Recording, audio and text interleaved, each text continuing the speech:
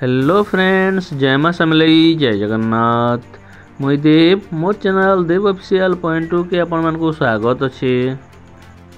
तो सांग माने आसुन भल से बुझमा आ जानमा आज काना हेतिला। तो आज हेतिला सम्बलपुर उपजिलापाल पुष्पांजलि पंडा मैडम कर अध्यक्षतार सदर एसडीपीओ तूफान बांकर सांगे आसीथिले एनएलसी इंडिया रो कर्मकर्ता माने आ तार संगे आसथिले वीर सेनार सदस्य आउ रेंगालीर पूर्वतन विधायक श्रीयुक्त नावरी नायक। मीटिंग रो फलाफल इटा थिला कि रेंगाली ब्लॉक खिंडा पंचायत रो जेन भिन्न भिन्न समस्या राखी नहीं करी वीर सेनार सदस्य माने प्रशासन पास की जाइथिले से समस्यार समाधान है नहीं पारथला। से समस्यार समाधान लगी 22 अगस्त रे शांतिपूर्ण भाव आंदोलन होता।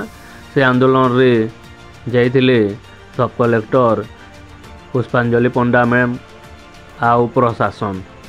तो प्रशासन 2 तारीख रो मोहलत नहीं समाधान लगी। तो हेथि लगी वीर सेना श्रीयुक्त नावरी नायक को सांगे आनिथिले। कांजी कहले नावरी नायक आज्ञा को नहीं करी वीर सेना जाइथिला प्रशासन बास्के कि अंचल रो समस्यार समाधान हो। जेन कथा के देइथिले से कथा रखबार लगी आज श्रीयुक्त नावरी नायक आज्ञा आसथिले। तो मीटिंग रो फलाफल काना हैला वीडियो के जानबार लगी आके वीडियो देखबे आउ नेक्स्ट वीडियो रे जानि पारबे कि फलाफल काना हैला। तो वीडियो के देखुन, जानून आउ सुनुन। धन्यवाद।